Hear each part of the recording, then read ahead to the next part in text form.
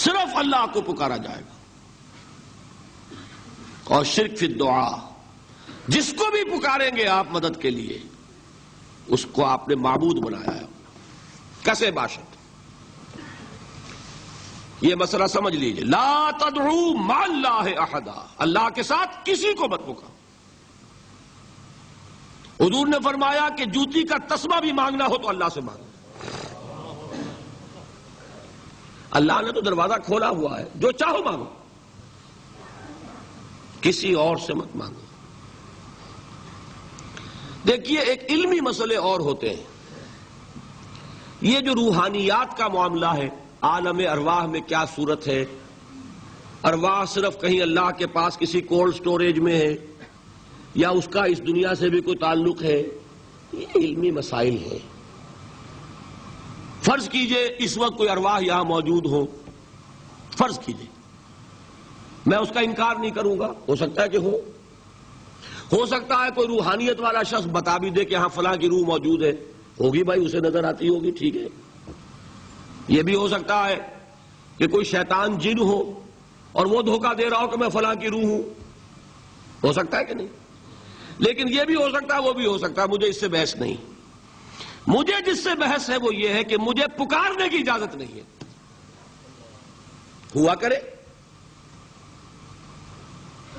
کسی کی روح موجود ہوا کرے، مجھے میرے رب کی اجازت نہیں ہے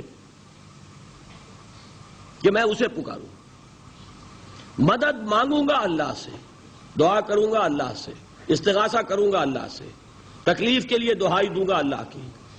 اب اللہ جس سے چاہے کروا دے، کسی روح کو بھیج دے، کسی فرشتے کو بھیج دے. مجھے کیا ہے، مجھے آم کھانے ہیں، پیڑ نہیں گننے. فلاں روح نے آگے کام کر دیا، کرے بھائی، میرا کام بننا چاہیے. اور فرشتہ آ گیا، اس نے کام بنا دیا، کرے، مجھے کیا غرض ہے اس سے، میرا کام بننا چاہیے. میرا مسئلہ یہ ہے کہ مجھے پکارنا ہے صرف اللہ. اللہ کو اس کی بھی قدرت ہے کسی کو نہ بھیجے، نہ کسی روح کو بھیجے، نہ ملائکہ کو بھیجے، بغیر کسی کے جو چاہے کر دے.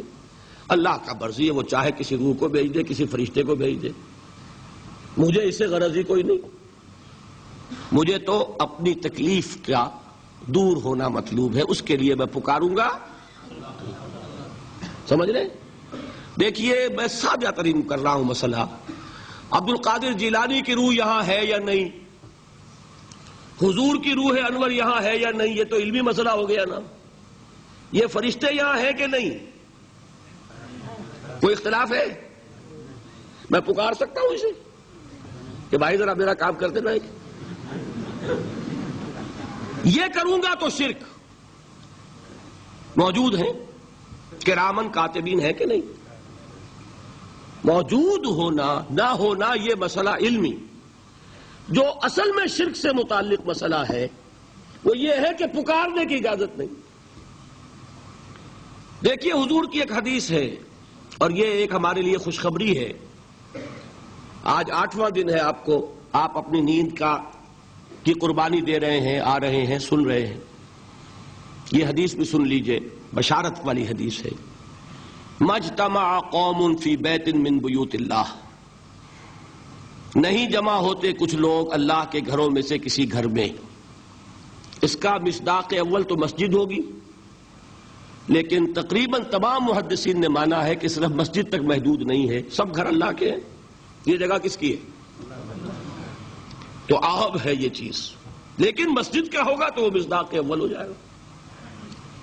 مجتمع قوم فی بیت من بیوت اللہ یتلون کتاب اللہ ویتدارسونہ بینہم. کام کیا کر رہے ہوں کہ اللہ کی کتاب پڑھ رہے ہوں، وہ سمجھ رہے ہوں، سمجھا رہے ہوں. تو کیا ہوتا ہے؟ الا نزلت علیہم السکینہ، ان پر اللہ کی طرف سے سکینت کا نزول ہوتا ہے.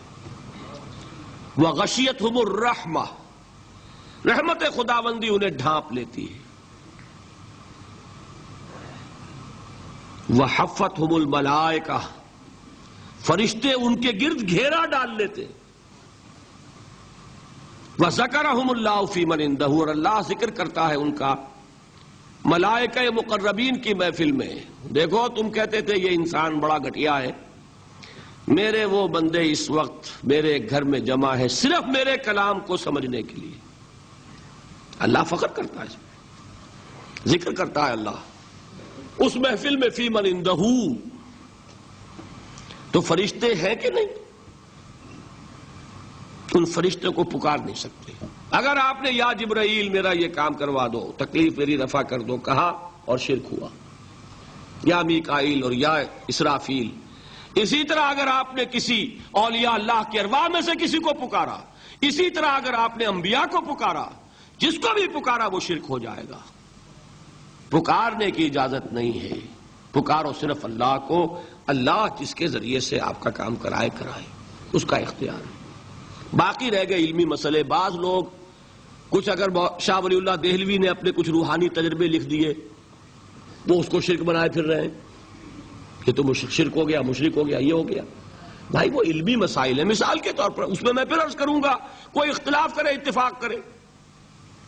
شاہ ولی اللہ نے یہ لکھا ہے کہ اولیاء اللہ کی ارواح ان کے انتقال کے بعد ملائکہ کے طبقہ اسفل میں شامل کر دی جاتی ہیں، اور اللہ جیسے اپنے احکام کی تنفیذ فرشتوں سے کرواتا ہے ایسے ہی ان کو بھی اس کام میں لگا دیتا ہے.